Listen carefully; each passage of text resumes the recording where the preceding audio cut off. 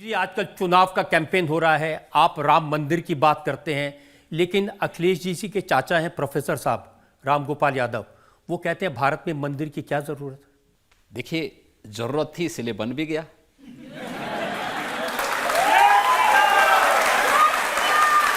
मेरा ये मानना है भारत के इतिहास की सबसे महत्वपूर्ण और अभूतपूर्व, हर भारतवासी को अभिभूत और आनंदित करने वाली घटना है अयोध्या में श्री राम जन्मभूमि पर मर्यादा पुरुषोत्तम प्रभु श्री राम का भव्य मंदिर का निर्माण। आप देख रहे होंगे अयोध्या के अंदर लाखों की संख्या में श्रद्धालु प्रतिदिन आ रहे हैं, आज भी आ रहे हैं। इतनी भीषण गर्मी है तब भी लोग आ रहे हैं। अयोध्या की, आज की अयोध्या को और आज से 10 वर्ष पहले की अयोध्या को देख करके कोई आता है तो पहचान नहीं पाता है कि सचमुच ये वही अयोध्या है। मैं देख रहा था पूरे देश के अंदर से जो भी श्रद्धालु वहां आए थे, कोई जमीन चूम रहा है, कोई पिलर को चूम रहा है, उनके आंखों में आंसू थे। तो मैंने कुछ लोगों से पूछा, मैंने कहा आखिर आप इतने भावुक क्यों हो जा रहे हैं। उन्होंने कहा साहब, जिस कार्य को देखने के लिए हमारी कई पीढ़ियां तरस गई, 500 वर्षों के उस लंबे इंतजार को मोदी जी ने समाप्त करवा दिया। अयोध्या में जो कार्य अयोध्या के लिए और दुनिया के लिए असंभव था, उसको मोदी जी ने संभव बना दिया।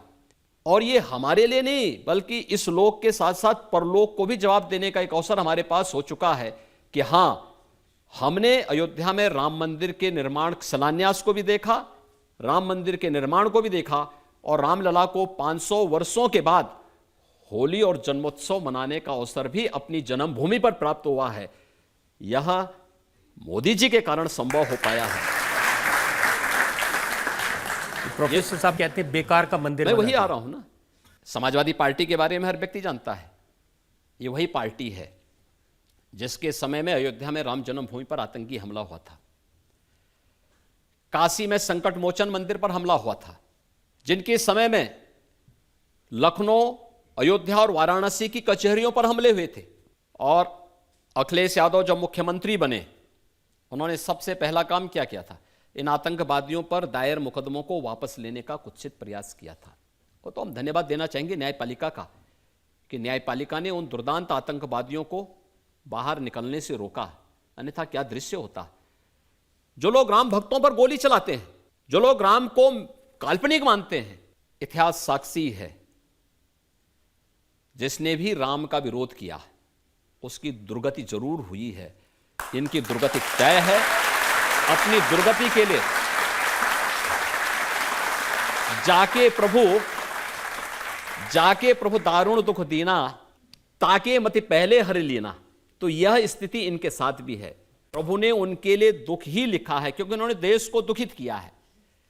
भारत की आस्था के साथ खिलवाड़ करके भारत के आस्थावान नागरिकों के आस्था के साथ खिलवाड़ किया है।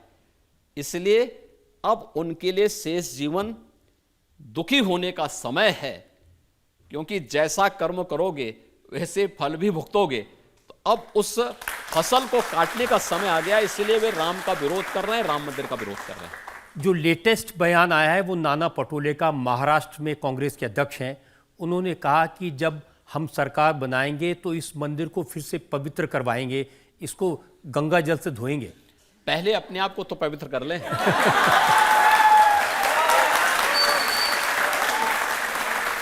और राहुल गांधी तो बार बार अपनी हर पब्लिक मीटिंग में ये कहते हैं कि ये जो प्राण प्रतिष्ठा का कार्यक्रम है, इसमें उन्होंने अमिताभ बच्चन को देखा, ऐश्वर्या राय को नाचते हुए देखा, लेकिन किसी गरीब को, किसी मजदूर को नहीं देखा। इनको शर्म आनी चाहिए इस प्रकार की भाषा का उपयोग करने में कि कोई गरीब नहीं था। ये श्रमिक कौन थे जो मंदिर का निर्माण कर रहे हैं? उनका महिमा मंडन प्रधानमंत्री अपने हाथों से कर रहे हैं। वे कुर्सी में बैठे थे, प्रधानमंत्री जी उनके पास जा करके पुष्प से वर्षा करके उनका सम्मान कर रहे थे। प्रयागराज में सफाई कर्मियों के पैर प्रधानमंत्री जी ने अपने हाथों से धोए। यह पहली बार हुआ है। आखिर कांग्रेस में राहुल गांधी के पर नाना प्रधानमंत्री थे, उनकी दादी प्रधानमंत्री थी, उनके पिताजी प्रधानमंत्री थे, और 2004 से 2014 तक उनकी माताजी सुपर पीएम के रूप में कार्य कर रही थी। आखिर इस दौरान कभी इनको किसी गरीब के घर में जाने की बात तो दूर, किसी गरीब से संबंधित कोई योजना उन्होंने बनाई हो जिसने उनके जीवन में व्यापक परिवर्तन किया हो? नहीं किया। राहुल एंड कंपनी, ये लोग मंदिर क्या जाएंगे? तो देखा ना 2000 गुजरात के चुनाव के दौरान, उनको यह तक नहीं मालूम था कि मंदिर में जाना कैसे बैठना है। ऐसे लगता था जैसे कोई नमाज पढ़ने के लिए गया हो। तो पुजारी ने समझाया, कहा भैया ये मंदिर है, मस्जिद नहीं है। पालती मार करके बैठिए, पूजा करना है तो पालती मार करके बैठा जाता है। ये कोई जो है नमाज पढ़ने का वो नहीं, मुद्रा नहीं यहाँ बनानी है। अब जिनको ये भी संस्कार न हो, वे राम मंदिर के बारे में चर्चा करें। जिनका खानदानी इतिहास है राम मंदिर के विरोध का, वे भारत की आस्था को क्या जान पाएंगे? और आज ऐसा थोड़े पहली बार हो। वो शिकायत कर रहे हैं कि राष्ट्रपति द्रौपदी मुर्मू को प्राण प्रतिष्ठा के कार्यक्रम में इसलिए नहीं आमंत्रित किया क्योंकि वो एक आदिवासी हैं। पहली बार देश के अंदर एक आदिवासी महिला देश की राष्ट्रपति बनी है। वह किसके कारण? प्रधानमंत्री मोदी जी के इनिशिएटिव लेने के कारण, कि समाज के अंतिम पायदान पर बैठे हुए, अंत्योदय से अमृतोदय की यात्रा है हमारी, अंतिम पायदान पर बैठे हुए व्यक्ति को भी सत्ता के सिंहासन पर बैठने की स्थिति है। मैं पूछना चाहता हूं, राहुल गांधी से पूछना चाहता हूं, मैं स्वयं की बात करता हूं। मैं तो एक सामान्य परिवार में जन्म लिया था। हमने कभी मुख्यमंत्री बनने की सोची ही नहीं थी, कभी नहीं सोची थी, कभी नहीं हम लोगों के मन में था ये। आज मुख्यमंत्री के रूप में हम जनता जनार्दन की सेवा कर रहे हैं। ऐसी बात मैं कह रहा हूं कि निमंत्रण पत्र सबको दिया था, आदरणीय राष्ट्रपति जी को भी, आदरणीय उपराष्ट्रपति जी को भी, पूर्व राष्ट्रपति आदरणीय रामनाथ कोविंद जी को भी, जिस सूची में हर तबके के लोग थे। तो अमिताभ बच्चन भी उसमें थे, और मुझे लगता है कि हमें उनकी कला पर सम्मान का भाव रखना चाहिए। नहीं, ऐश्वर्या राय तो नहीं थी, लेकिन उनको दिखी। मैं क्या करूं, देखिए उनकी दृष्टि ही वैसी है, दृष्टि दोष इसी को कहते हैं। दृष्टि दोष ऐसे, अगर ऐश्वर्या राय जी भी रहती तो अच्छी बात होती। भाई आखिर वो भारत की नागरिक है, उनको आने का अधिकार है। और क्या अमिताभ बच्चन की कला और कला जगत में उनके योगदान को आप विस्मृत कर लेंगे? और अगर विस्मृत कर रहे हैं तो क्यों कांग्रेस ने उन्हें चुनाव लड़ाया था प्रयागराज से?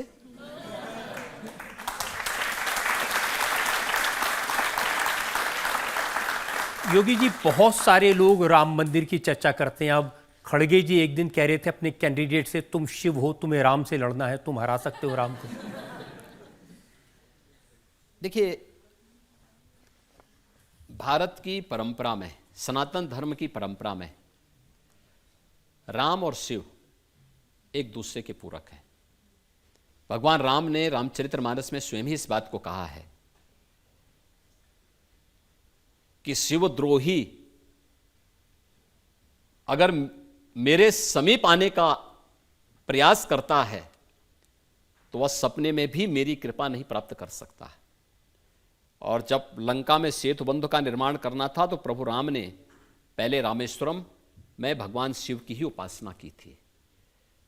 जब नामकरण की बात आई, भगवान राम ने ज्योतिर्लिंग का नाम रामेश्वरम रखा कि राम के ईश्वर हैं। लेकिन शिव से पूछा गया तो भगवान शिव ने कहा नहीं नहीं, जिसके ईश्वर राम है वही रामेश्वर है। देखो, दोनों एक दूसरे को सम्मान दे रहे हैं।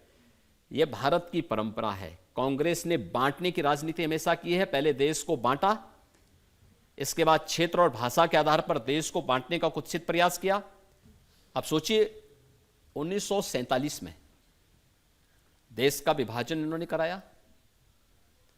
उस समय बाबा साहब अंबेडकर रहे हो या बहुत सारे ऐसे महापुरुष थे जिन्होंने कहा कि भी देखो, देश का बंटवारा नहीं होना चाहिए, और करना है तो पॉपुलेशन ही बदल दो जी। वह जिसकी भारत में आस्था नहीं, वो भारत में क्यों रहेगा? वो जाए ना, रास्ता वहां का, नापे वहां का, जहां उनको जाना है। क्यों भारत में बोझ बनोगे? क्षेत्रफल ज्यादा दिया गया, आबादी कम गई। ज्यादा क्षेत्रफल मिलने और भारत की बहुत अच्छी उपजाऊ भूमि वहां जाने के बावजूद आज पाकिस्तान के अंदर क्या स्थिति है। और मैं यही बोलना चाहूंगा, जो पाकिस्तान का राग अलापते हैं वे जाए ना उस कंगाल के पास, वे भी उस भीख मांगने में शामिल हो जाएं। देखो, एक तरफ भारत है, 80 करोड़ लोगों को प्रधानमंत्री मोदी जी के नेतृत्व में फ्री में राशन की सुविधा का लाभ दे रहा है, और दूसरी तरफ 23 से 24 करोड़ का पाकिस्तान भिखमंगों की तरह दुनिया के अंदर कटोरा लेके घूम रहा है, कोई भीख भी नहीं दे रहा है।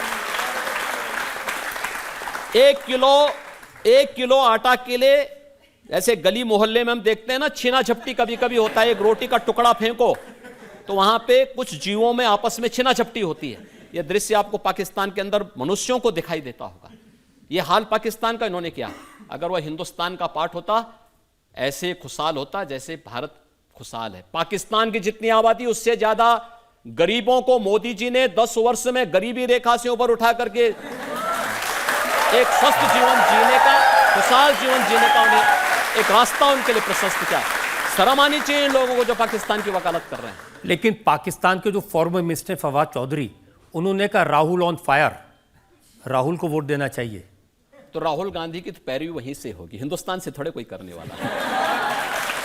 राहुल गांधी से उम्मीद क्या करते हैं। इस सब के बावजूद राम मंदिर का ये लोग विरोध करें, भारत के संसाधनों का गरीब को, गांव को, किसान को, नौजवान को, महिला को, दलित को, यानी जनजाति को, पिछड़ी जाति के लोगों को, अन्य गरीबों को मिलने वाली सुविधा ये मुसलमानों में लुटाएं, और तब भी ये भारत से समर्थन प्राप्त करने की अपेक्षा करते हो।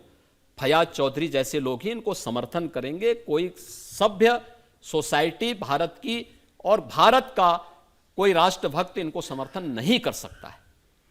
अभी अभी समर्थन करने वाले आए मणिशंकर अय्यर, उन्होंने कहा कि पाकिस्तान की इज्जत करो क्योंकि उसके पास एटम बम है, तो भारत को उससे डर के रहना चाहिए। तो हमारे एटम बम क्या ये फ्रिज में रखने के लिए हैं क्या?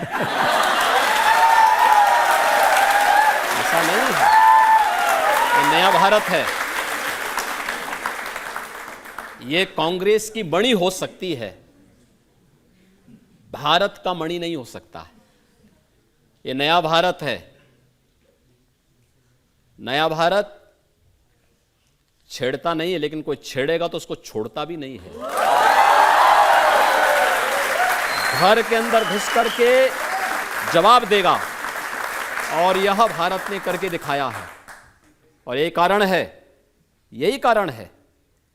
देखिए, पहले आतंकवादी विस्फोट जगह जगह हो जाते थे। दिल्ली में हुए, अयोध्या में, काशी में, लखनऊ, वाराणसी, लखनऊ की आपकी अयोध्या की कचहरियों में हुए, गोरखपुर में विस्फोट हुए, मुंबई में विस्फोट हुए, देश की संसद पे हमला हुआ। ये सभी घटनाएं घटित हुई थी अलग अलग समय में। आपने पिछले 10 वर्ष के अंदर देखा होगा, एक सुरक्षा का बेहतरीन वातावरण, आंतरिक सुरक्षा बेहतरीन हुई है।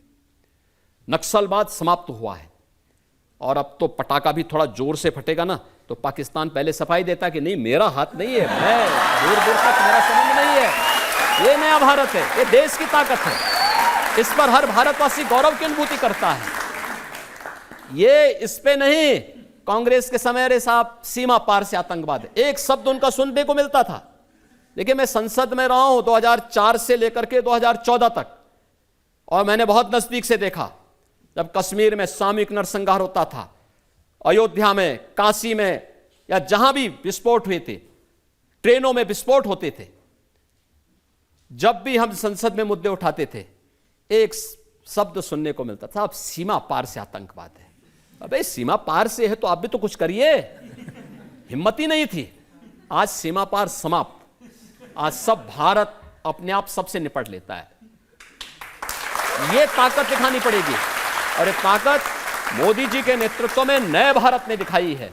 और मुझे लगता है हर भारतवासी इस पर गौरव की अनुभूति करता है कि मोदी जी के नेतृत्व में नया भारत श्रेष्ठ भारत भी है। न केवल भारत को सम्मान दिलाता है, भारत की सीमाओं की सुरक्षा भी करना जानता है, भारत की आंतरिक सुरक्षा को भी बेहतरीन रखना जानता है, भारत के अंदर विकास के बड़े बड़े कार्यों को भी आगे बढ़ा सकता है। आज आप देख रहे होंगे IIT, IIM, एम्स, एम्स की संख्या 2014 तक केवल 7 बनी थी, 7 में से भी 6 अटल जी ने बनाए थे। 7 में से 6 अटल जी ने बनाए। आज इनकी संख्या बढ़कर के 26 हो गई है। ये मोदी जी के समय में बढ़ा है। मेट्रो 5 सिटी पे थी, आज 20 सिटी में मेट्रो की सुविधा है। ईज ऑफ लिविंग के लक्ष्य को कैसे आप प्राप्त करेंगे? ये सुविधा। एयरपोर्ट कांग्रेस के समय यानी आजादी के पहले से लेकर 2014 तक केवल 74 थी, आज इनकी संख्या 152 हो चुकी है। ऐसे ही IIT, IIM, triple IIT, 1 district 1 medical college, एक लंबी श्रृंखला, और गरीब कल्याणकारी योजना की कोई गिनती नहीं। ये सभी कार्य मोदी जी के नेतृत्व में पिछले 10 वर्ष के अंदर जो हुए हैं, ये कार्य इस बात को दिखाते हैं कि यहां सुरक्षा भी है, सम्मान भी है, विकास भी है, गरीब कल्याण भी है। और विकास ही नहीं है, विकास को विरासत से भी जोड़ा गया है। ये विरासत ही है जिसमें अब हमको अकबरपुर कहने में संकोच होता है। हमको लगता है कि अकबरपुर की जगह इसका नाम महाराणा प्रताप नगर भी हो सकता है। हमको लगता है कि औरंगाबाद का नगर संभाजी नगर के रूप में हो सकता है, क्योंकि हमारी विरासत तो संभाजी महाराज जी से है, छत्रपति शिवाजी महाराज से है, महाराणा प्रताप से है, गुरु गोविंद सिंह जी महाराज से है। हमारा संबंध किसी अकबर और किसी औरंगजेब से नहीं है। जिनको विरासत पर गर्व की अनुभूति होगी वो इस पर करें, हमारा नहीं है।